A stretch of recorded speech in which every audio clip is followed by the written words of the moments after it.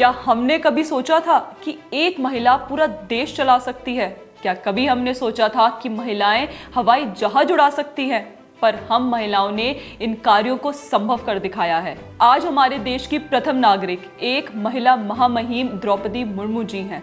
आज नारी शक्ति कानूनी दावपेच, राजनीति, खेलकूद, समाज सेवा, शिक्षा, कला, विज्ञान, यहाँ तक कि सेना में भी अपनी जिम्मेदारियां निभा रही हैं। आज 8 मार्च है। इस दिन पूरी दुनिया में अंतर्राष्ट्रीय महिला दिवस मनाया जाता है। इस दिन पूरी दुनिया में महिला सशक्तिकरण की बात की जाती है। देश दुनिया में उनके योगदान और भूमिका पर चर्चा होती है। ऐसे में हमारी भी ये कोशिश है कि आज हम भारत की राजनीति में शामिल उन तेज तर्रार महिलाओं की भूमिकाओं को लेकर बात करें, जिन्होंने अपने काम के बल पर न सिर्फ अपनी पहचान बनाई, बल्कि देश की राजनीति में महिलाएं किस तरह से अपना योगदान दे सकती हैं, उसके लिए भी रास्ता दिखाया। इस बार के अंतर्राष्ट्रीय महिला दिवस में राजनीति में महिलाओं के आगे बढ़ने का बेहतरीन उदाहरण हमें दिखा है दिल्ली में, जहां भाजपा ने राष्ट्रीय राजधानी की जिम्मेदारी सौंपते हुए रेखा गुप्ता को मुख्यमंत्री बनाया, जो राजनीति में महिलाओं के सम्मान और समानता के अधिकार को दिखाता है। मैं मुख्यमंत्री के रूप में अपने कर्तव्यों का श्रद्धापूर्वक और शुद्ध अंतःकरण से निर्वहन करूंगी।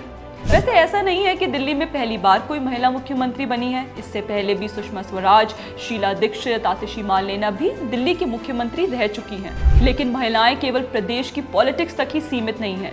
हमारे सामने ऐसी कई महिला नेता हैं जिन्होंने केंद्रीय कैबिनेट में रहते हुए बड़े मंत्रालयों को संभाला है। याद कीजिए स्वर्गीय सुषमा स्वराज जी को, जिन्होंने विदेश मंत्री रहते हुए विदेश मंत्रालय तक एक आम आदमी की पहुंच को कितना आसान बना दिया था। विदेश में बसे किसी भारतीय को मदद की दरकार हुई तो बस एक ट्वीट ही काफी था।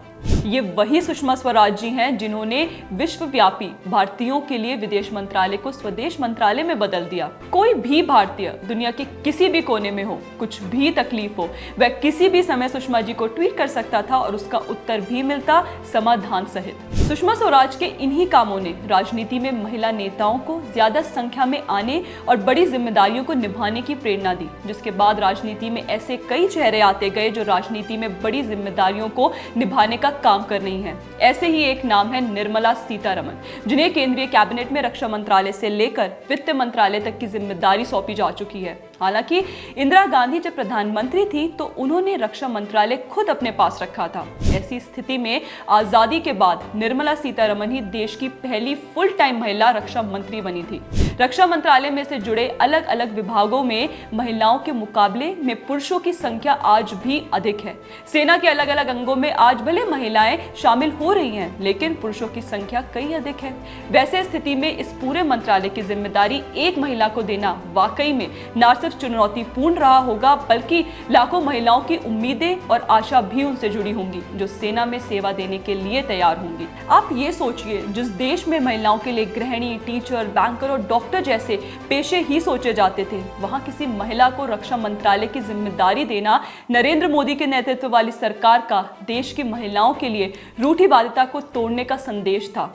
अब तक माना जाता रहा है कि रक्षा मंत्रालय जैसे बड़े पोर्टफोलियो को पुरुष बेहतर तरीके से संभालते थे, लेकिन ये मिथ पिछले कुछ वर्षों में टूटता दिखा है। हालांकि निर्मला सीतारमण को रक्षा मंत्रालय के बाद देश को आर्थिक मोर्चों पर भी बेहतर काम करने के लिए चुना गया था। जी हाँ, वर्तमान में निर्मला जी वित्त मंत्री हैं। निर्मला सीतारमण लगातार 2 बार से वित्त मंत्री का पद संभाल रही हैं, जो दिखाता है कि वे सरकार की नीतियों के साथ अपने महकमे में काम करके उसे आगे बढ़ा रही हैं। देश की मौजूदा सरकार का नेतृत्व कर रहे प्रधानमंत्री नरेंद्र मोदी ने विकसित भारत के 4 मुख्य स्तंभ बताए हैं, जिनमें गरीब, किसान, युवा और महिलाएं शामिल हैं। शायद यही कारण है कि भाजपा ने इन्हीं 4 स्तंभ में से एक महिला नेताओं के हाथों में संगठन और अपने मंत्रिमंडल में बड़े मंत्रालयों की जिम्मेदारी सौंपी। सुषमा स्वराज, निर्मला सीतारमण, स्मृति ईरानी और अब देश की राजधानी दिल्ली की मुख्यमंत्री एक महिला को बनाकर ये संदेश दिया कि देश के विकास में महिलाएं भी समान रूप से भागीदार हैं। वर्ष 2004 के बाद केंद्र की सरकार में सबसे अधिक महिला मंत्री इस बार दिखी। यह दिखाता है कि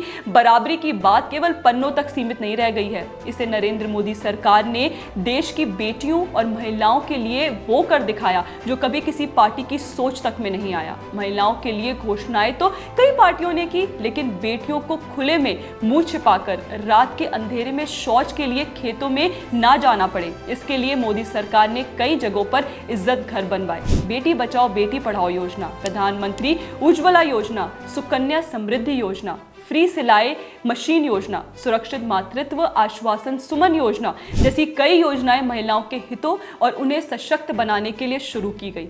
कुल मिलाकर आज के दिन जब पूरे देश में महिलाओं के सम्मान की बात हो रही है, देश में उनके योगदान को लेकर चर्चा हो रही है, महिलाओं को राजनीति में आगे बढ़ाने और अधिक से अधिक मौका देने का काम किया जा रहा है, तो वहीं दूसरी ओर ऐसे बयान भी सामने आते हैं जो कतई ठीक नहीं। ये विडंबना है कि इन सबके बीच कुछ लोग ऐसे भी हमारे समाज में हैं जो खुद को हमारा नेता कहते हैं, लेकिन महिलाओं के लिए जिस तरह की भाषा और जिन डबल मीनिंग शब्दों का इस्तेमाल करते हैं वो उनकी सोच को बताता है।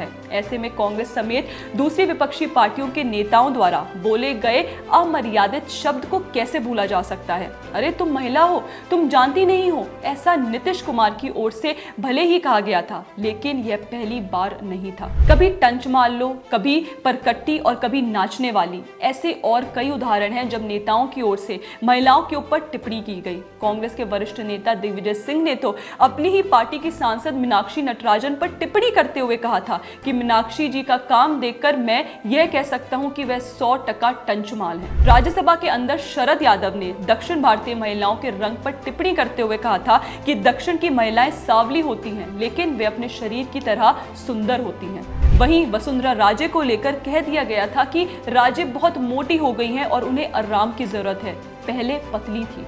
महिला आरक्षण का उस वक्त संसद में विरोध करते हुए शरद ने कह दिया था कि इस विधेयक के जरिए क्या अब परकटी महिलाओं की संसद में एंट्री कराना चाहते हैं। कुछ वर्ष पहले जब पूर्व कांग्रेसी सांसद और वर्तमान में शिवसेना नेता संजय निरुपम ने बीजेपी नेता स्मृति ईरानी को लेकर कहा था कि स्मृति आप मुझे मेरे अतीत याद दिला रही हैं, लेकिन आप क्या थी, आप तो पैसों के लिए टीवी पर ठुमके लगाती थी और आज राजनीतिक विश्लेषण बन गई हैं। वहीं 2010 की बात है जब महिला आरक्षण बिल राज्यसभा में पारित होने के लिए पेश किया गया तो मुलायम सिंह ने कहा कि महिला आरक्षण बिल का मौजूदा स्वरूप नौजवानों को संसद में सीटी बजाने के लिए उकसाएगा।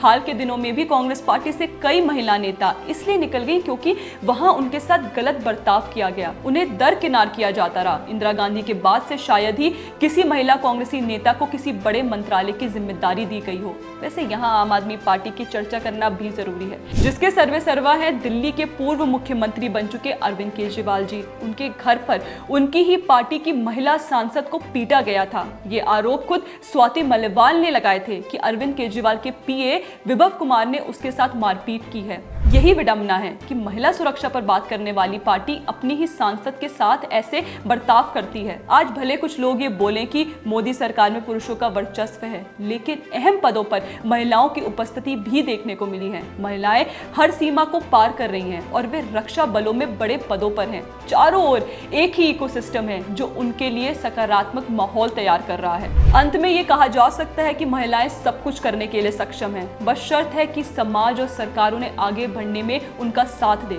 भारत देश में रह रही हम महिलाओं की ये खुशकिस्मती है कि वर्तमान केंद्र सरकार इस दिशा में लगातार काम कर रही है।